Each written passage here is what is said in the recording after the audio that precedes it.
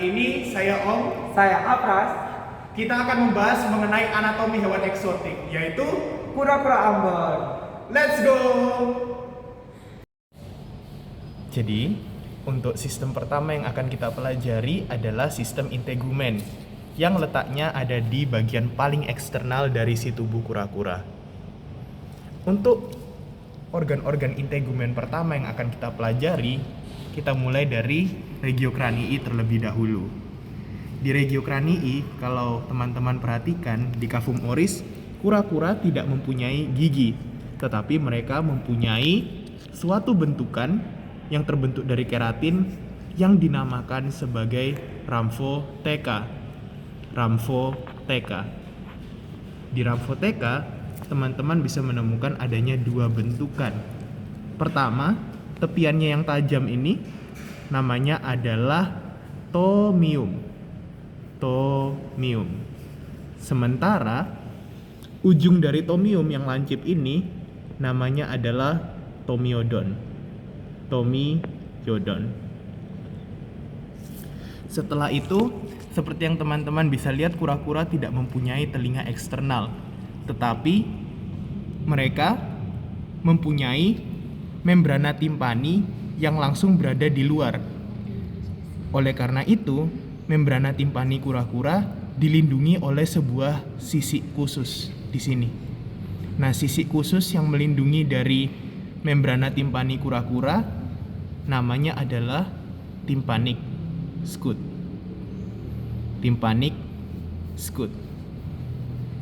Oke, setelah itu merupakan integumen yang ada di regiocranii.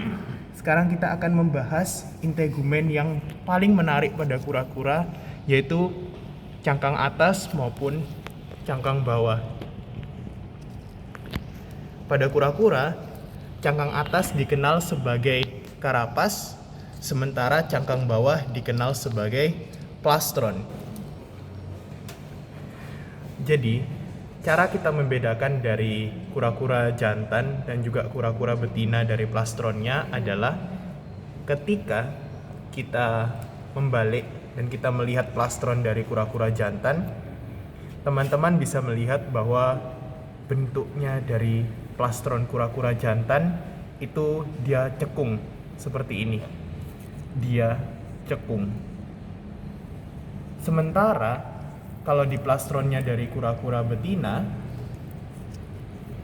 dia itu cenderung lebih datar dan kadang malah dia sedikit cembung.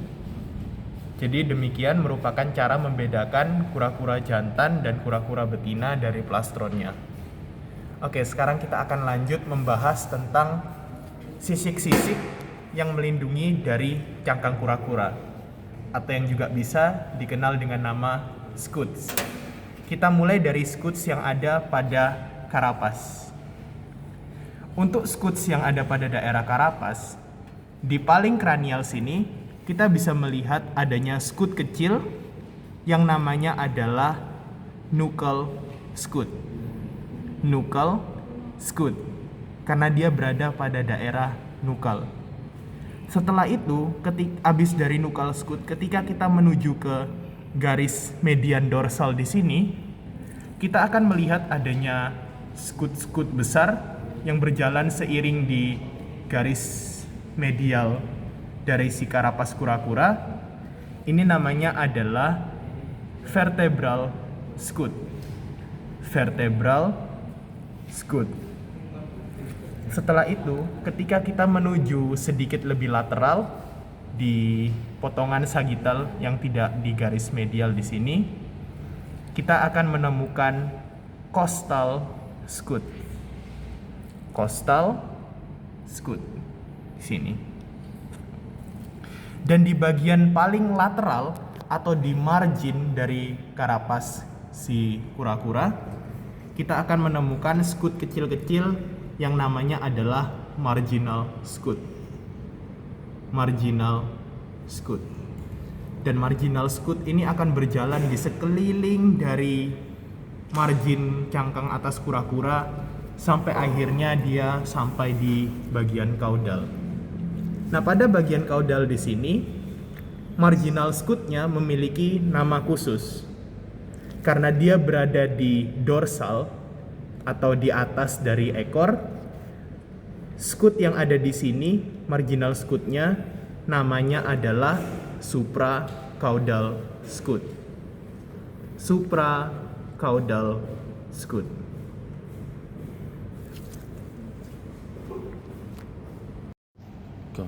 Sekarang kita akan membahas tentang scut yang berada di cangkang bawah atau yang ada di plastron. Kita balik dulu kura-kuranya seperti ini dan orientasinya ya. Ini kranial sementara kaudal ke sana. Jadi scutnya di plastron ini mulai dari yang paling kranial, ini namanya adalah gular scut. Gular scut. Kenapa namanya gular? Karena scut ini melindungi daerah kerongkongan atau regio gular di sini. Setelah itu, ketika kita lebih ke kaudal sedikit di sini, kita akan menemukan scut yang namanya adalah humeral scut. Humeral scut. Sesuai dengan namanya ini adalah humeral scut karena dia melindungi regio humeral atau regio bahu. Kita menuju ke kaudal dari humeral scut, kita akan menemukan scut yang melindungi dari daerah dada. Ini namanya adalah pectoral scut. Pectoral scut. Dan lebih ke kaudal dari pectoral scut, kita akan menemukan scut yang melindungi daerah abdominal. Ini namanya adalah abdominal scut. Setelah abdominal scut, kita akan menemukan scut yang melindungi dari regio femoral atau daerah paha. Ini namanya adalah femoral scut. Dan paling kaudal di sini, kita akan menemukan scut yang melindungi regio anal yang namanya adalah anal scut. Anal scut. Setelah itu, ketika kita lihat di lateral dari cangkang bawah, ada perhubungan antara karapas dan juga plastron. Daerah penghubung ini namanya adalah bridge. Dan di bridge ini kita bisa melihat adanya scut kecil, tapi ini tidak sama di semua jenis kura-kura ya. Ada yang besar dan juga ada yang kecil scut ini. Ini namanya adalah inframarginal scut. Inframarginal scut. Karena dia ada di bawahnya dari si marginal scut. Jadi marginal scut itu kelihatan dari ventral maupun dari dorsal.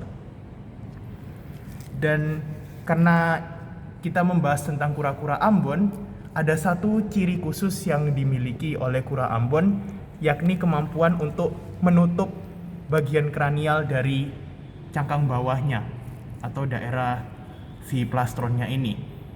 Kenapa dia bisa melakukan hal itu? Karena di plastronnya dari si kura-kura Ambon ini ada engsel yang namanya adalah plastral hinge.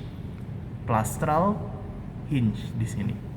Nah, ini juga ciri-ciri yang tidak dimiliki oleh semua kura-kura.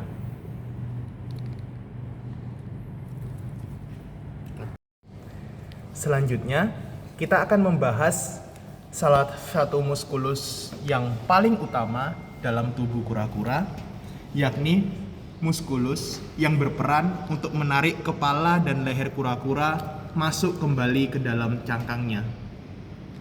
Nah, muskulus yang berperan dalam melakukan aktivitas tersebut dapat diperlihatkan ketika kita membuka plastron si kura-kura. Seperti ini. Di sini kita bisa melihat adanya muskulus yang menghubungkan pangkal leher kura-kura dengan bagian dorsal dari karapas, sehingga otot ini dapat menarik leher dan juga kepala kura-kura masuk ke dalam cangkang. Muskulus ini namanya adalah muskulus retractor capitis et coli. Musculus retractor capitis et coli. Oke, sekarang kita akan lanjut ke sistem respirasi dari kura-kura. Sistem respirasi dari kura-kura bermula ketika udara masuk dari lubang hidung kura-kura.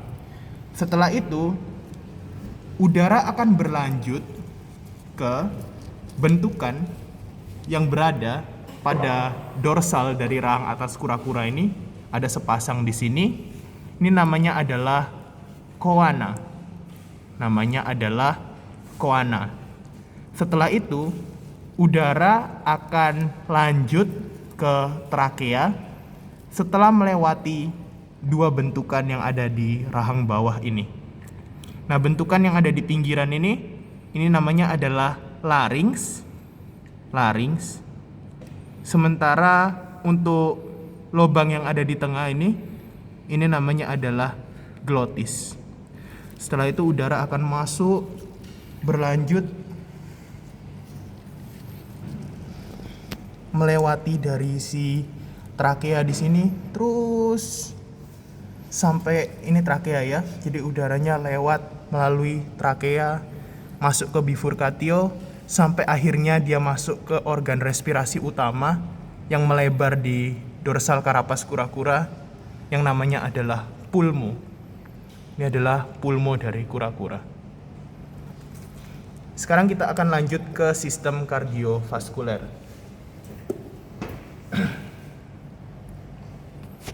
Untuk sistem kardiovaskuler dari kura-kura, dia akan diperankan oleh organ utama yang memompa darah. Ini namanya adalah kor. Dan kor pada kura-kura dan juga pada reptil lain, kebanyakan reptil lain, memiliki 3 ruang, yaitu 2 atrium dan juga 1 ventricle. Jadi ada atrium sinister, atrium dexter, sama 1 ventricle. Tapi karena ini kita sudah keluarkan, maka untuk orientasinya agak sedikit susah. Tapi kalau organ ini masih ada di tubuhnya kura-kura, kita dapat mengorientasikan dengan baik. Setelah itu ada 2 pembuluh darah utama yang bisa kita lihat di sini. Nah, pembuluh darah ini yang besar, ini namanya adalah aorta. Setelah itu, aorta akan naik seperti ini, lalu dia akan membentuk sebuah percabangan. 1, 2. Nah, pas di percabangannya ini, aorta akan berganti nama menjadi truncus brachiocephalicus. Namun, setelah itu tidak seperti di mamalia, truncus brachiocephalicusnya akan langsung bercabang dan berlanjut menjadi arteri subclavia.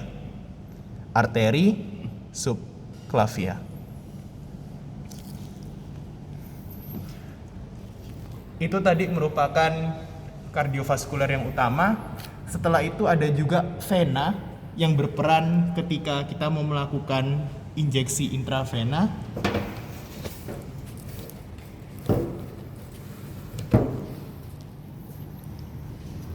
Di bagian lateral dari leher sini kita akan menemukan yang namanya vena jugularis. Jadi ketika kita mau intravena atau mau mengambil darah, kita lakukan di vena ini.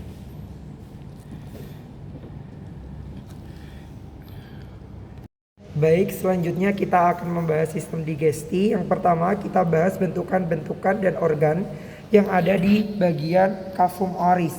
Untuk yang pertama, di bagian dorsal dari cavum oris akan kita temukan 2 lubang yang sangat kecil, dinamakan dengan tuba eustasii. Nah, si tuba eustasii nantinya dia akan menghubungkan antara cavum oris dan juga telinga bagian dalam dari kura-kura. Selanjutnya, di ventral dari cavum oris akan kita temukan suatu organ yang ini namanya adalah linguae. Baru dari linguae semakin ke caudal akan kita temukan bukaan pertama dari organ esofagus. Untuk lebih jelasnya, organ esofagus bisa dilihat pada preparat ini. Ini adalah organ esofagus pada hewan kura-kura. Lanjut, makanan dari esofagus dia akan masuk ke ventriculus atau lambung dari kura-kura. Untuk ventriculus sendiri itu dibagi menjadi dua bagian. Untuk bagian yang dekat dengan esofagus, bagian ini disebut dengan ventriculus bagian fundus. Sedangkan untuk ventriculus yang dia dekat dengan intestinum tenuae atau dekat dengan usus halus dinamakan dengan ventriculus bagian pylorus. Nah, lanjut, sebelum makanan masuk ke intestinum tenuae atau usus halus, terdapat suatu penyempitan antara ventriculus, ini penyempitan ini antara ventriculus dan juga intestinum tenuae. Ini penyempitan ini disebut dengan pylorus. Pylorus. Dari pylorus makanan akan masuk ke intestinum tenuae sepanjang ini. Sampai akhirnya makanan akan menyampai pada intestinum crassum atau usus besar. Nih, intestinum crassum. Baru pada akhirnya nanti makanan yang sudah tercerna akan bermuara pada coprodeum yang berada di kloaka. Untuk lebih jelasnya seperti di preparat ini adalah intestinum crassumnya. Dia bermuara pada coprodeum yang nantinya akan bermuara lagi ke kloaka atau ven. Selanjutnya kita bahas organ aksesorius pada sistem pencernaan. Yang pertama ada organ hepar. Ini sebesar ini ya teman-teman. Dia terbagi menjadi beberapa lobus menutupi bagian ventral dari kura-kura. Selain itu, hepar kura-kura juga memiliki suatu kantong empedu ini yang dinamakan dengan vesica velea. Vesica velea. Selanjutnya, dekat dengan intestinum tenuae akan kita temukan bentukan seperti cacahan daging dan melekat pada bagian hepar disebut dengan pankreas. Pankreas. Sama seperti pada mamalia, pankreas pada kura-kura berfungsi sebagai kelenjar endokrin dan juga kelenjar eksokrin. Selanjutnya kita akan membahas sistem urinalis. Pada hewan kura-kura, di sini bisa kita lihat ada dua organ ginjal. Ada dua organ ginjal. Selanjutnya di kranial dari dua organ ginjal bisa kita temukan suatu saluran yang dinamakan dengan ureter. Nah, ureter ini nantinya akan menyalurkan urin yang sudah difiltrasi oleh ginjal untuk lanjut ke urodeum. Selanjutnya di bagian ventral dari persimpangan kloaka akan kita temukan bentukan ini, vesica urinaria. Vesica urinaria. Dia berada di sisi ventral dari kloaka. Selanjutnya kita akan membahas organ genital pada jantan. Di sini terlihat ada dua testis, teman-teman, ada dua testis di bagian dorsal dari vesica urinaria. Nih, ada dua testis. Selanjutnya akan kita temukan suatu organ kopulasi dari kura-kura. Ini palus yang dinamakan dengan palus. Selanjutnya kita akan membahas sistem genitalia pada hewan betina. Di sini bisa kita lihat ada bentukan dari hierarki folikuli. Bisa teman-teman lihat ada bentukan hierarki folikuli. Nah, pada kura-kura yang sudah siap ovulasi bisa kita lihat di sini ukuran folikelnya itu jadi lebih membesar dibandingkan dengan sebelumnya ini yang belum siap ovulasi, lebih kecil. Selain itu, pada preparat yang kita miliki terdapat telur pada saluran ovidaknya, teman-teman. Oke. Baru nanti folikel kalau dia sudah matang, dia akan ditangkap oleh osteum dan masuklah dia ke ovidak. Ini saluran berlekuk-lekuk. Ini adalah Oviduct. Selanjutnya kita akan membahas sistem limfatik. Ada 2 organ limfatik yang akan kita bahas pada kura-kura. Yang pertama ada di dekat dari visceral abdomennya. Di sini kita lihat ada bentukan dari organ lien. Selanjutnya ada juga organ limfatik yang akan berada di dekat dari organ jantung, atau lebih tepatnya di kranial dari organ jantung. Nih teman-teman, bentuknya seperti cacahan daging. Ini namanya adalah timus. Selanjutnya untuk organ endokrin yang kita bahas pada kura-kura hanya satu. Ini dia terletak di antara organ timus dan juga terletak dekat dengan jantung, dinamakan dengan glandula tiroid. Sekian video pembelajaran dari kami. Semoga bermanfaat. Selamat berjuang, sukses.